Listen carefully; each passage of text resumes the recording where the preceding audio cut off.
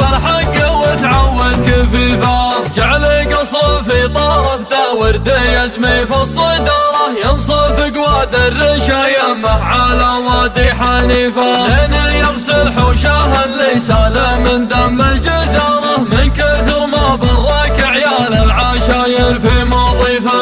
يقرب السلطان مثل النار في راس المناره، لا قاعد يركي عليها داري الغرب وحيفه. لا حاضر في المجلس المزحوم في الظله مساره، وانسكت مثل الجبل وياها رج مثل القذيفه. يا ولد من جده الياقي فوق الخيل الغاره، يزهم الشيخ الحفيفه اللي يابا كسرة حفيفه. كل ما ينفض علىهم براق يضرخ شعاره، براك جمال التخوت وروحت مثل العسيفه. مصلح وهادي عمود البيت مقباس الشراره، كم عقيد الركز وفي صدرها العرض الذريفه. من مقدم لابت تطي على الموت البشاره، يلقفون اللي ما يفي فعل رمحه وسيفه. مثل هدات الصقور ومثل غارة النماره، لا غدا للطرش حنه واكثر الوديان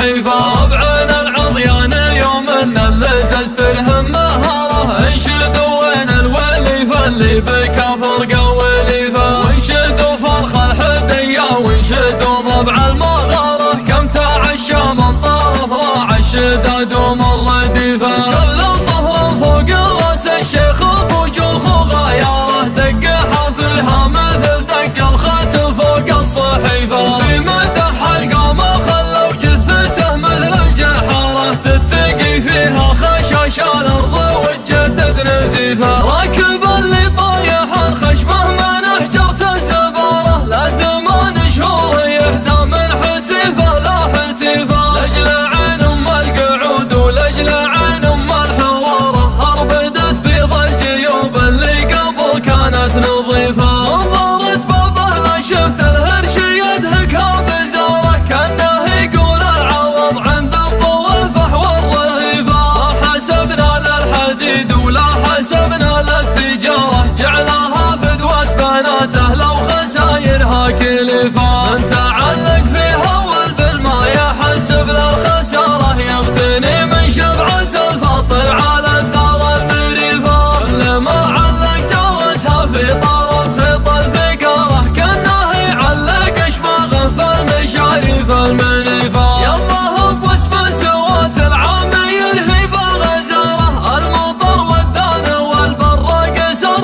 الرفيفه. لخد العيط مسليت له وبالحجاره، تنتظر خطابها وقفه وهي قفه معيفه. وله الا تنشد النسناس يوم يمر داره، عنها وبيض القلوب الليل وياها شريفه. لين ينشع فوق وجهها لو غوي لجلج خضاره، الربيع اللي نباته يطرد مثل القطيفه. بشروني بالمطر وابن بشير والبشاره، من عز الراعي الشداد اللي ما يعطيها رديفه. علقوا لي شارة الرمي وانا راعي مهاره، لارتكت من كبي خليت مغربها النصيفه. ما يجري شرهة الطيب على بشت الاماره، غير مجد يصنعه ولا مقام يستضيفه. علموا سلطان ينسف مشلحه ويشب ناره، يحتزم بكل